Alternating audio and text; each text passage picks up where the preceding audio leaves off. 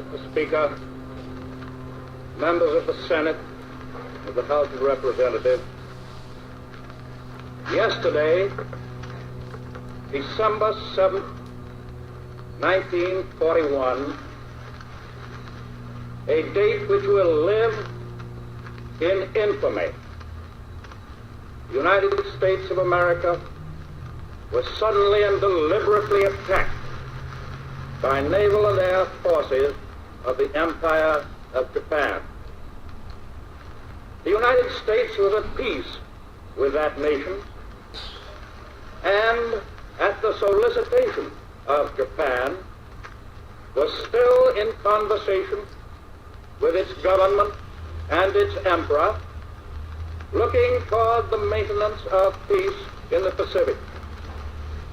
Indeed, 1 hour after Japanese air squadrons had commenced bombing in the American island of Oahu, the Japanese ambassador to the United States and his colleague delivered to our Secretary of State a formal reply to a recent American message.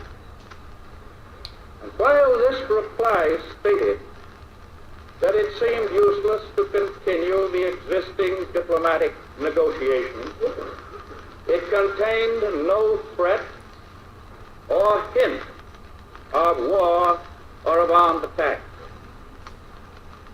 It will be recorded that the distance of Hawaii from Japan makes it obvious that the attack was deliberately planned many days or even weeks ago.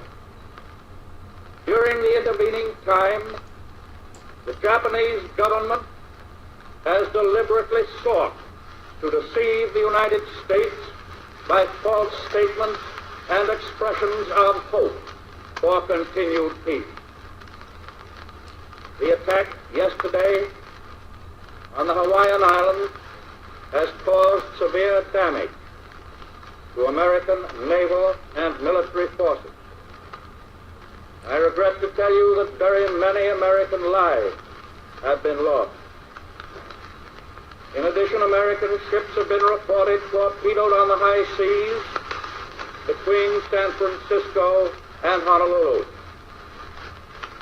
Yesterday, the Japanese government also launched an attack against Malaya. Last night, Japanese forces attacked Hong Kong. Last night, Japanese forces attacked Guam. Last night, Japanese forces attacked the Philippine Islands. Last night, the Japanese attacked Wake Island. And this morning, the Japanese attacked Midway Island. Japan has therefore undertaken a surprise offensive extending throughout the Pacific area. The facts of yesterday and today speak for themselves. The people of the United States have already formed their opinions and well understand the implications to the very life and safety of our nation. As Commander-in-Chief of the Army and Navy, I have directed that all measures be taken for our defense, but always will our whole nation remember the character of the onslaught against us.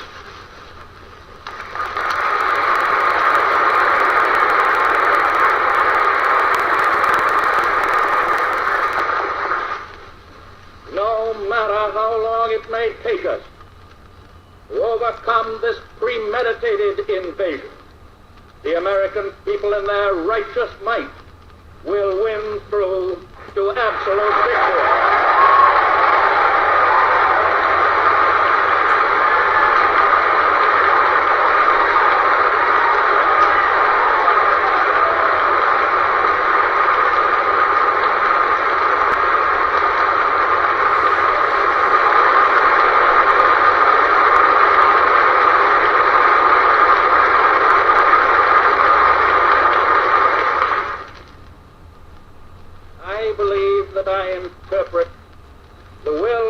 Congress and of the people when I assert that we will not only defend ourselves to the uttermost, but will make it very certain that this form of treachery shall never again endanger us.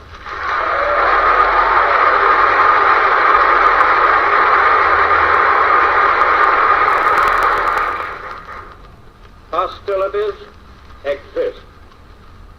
There is no blinking at the fact that our people, our territory, and our interests are in grave danger. With confidence in our armed forces, with the unbounding determination of our people, we will gain the inevitable triumph, so help us God.